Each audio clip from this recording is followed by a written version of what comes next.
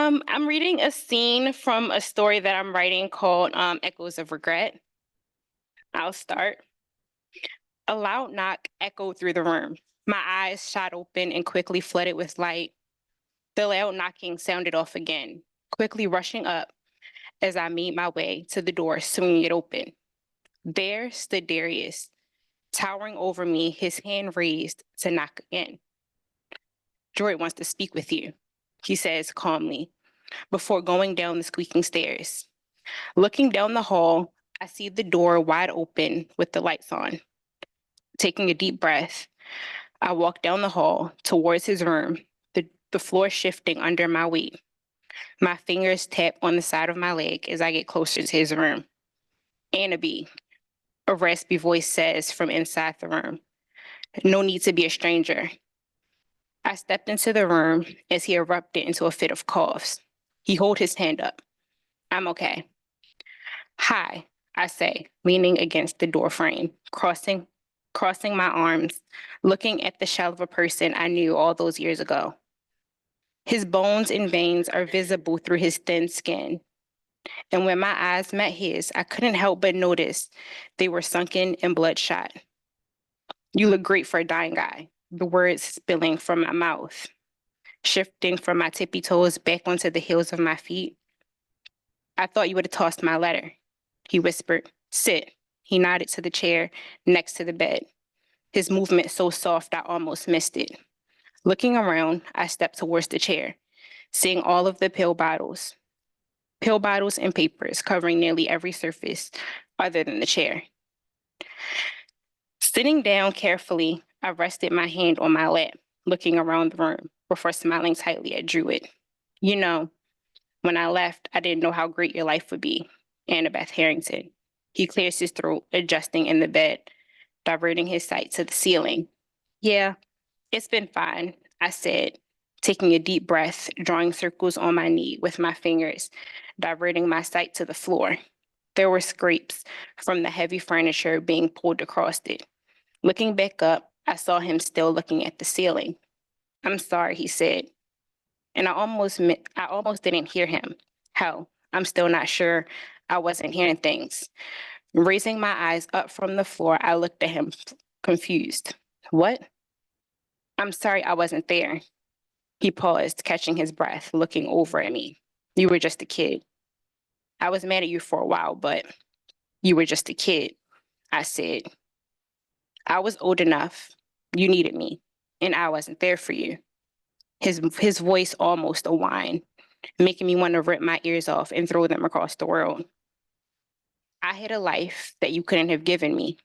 I scooted to the edge of the chair, closer to him, my father. I paused, swallowing my spit.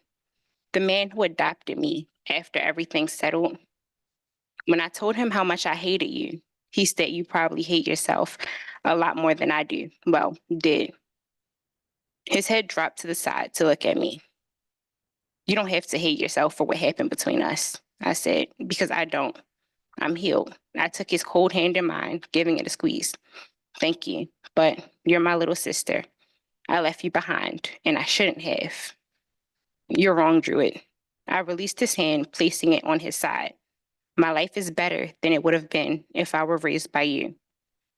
I didn't have to struggle the way that we did. I had tutors and everything I wanted. I have a trust fund. Hell, I was gifted a freaking penthouse for my 18th birthday. I had the perfect life, raised by parents who could afford to care for me and had the time to love me. I took a deep breath. The room fell silent as we looked at each other. He nodded his head before laughing quietly to himself. That's good, he said. I heard they adopted you, but I'm happy they cared for you the way I couldn't. Thank you for inviting me to come see you before you die, I said, looking at his weak body. I wanted to give both of us some closure.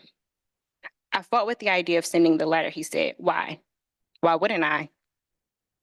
I'm 20 years old, and I still don't know what I would have done if I were you. A loud knock startled me. Then the door opened slowly.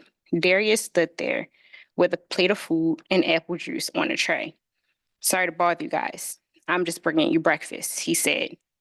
He walked across the room and set the tray on the nightstand before leaving. closing the door behind himself.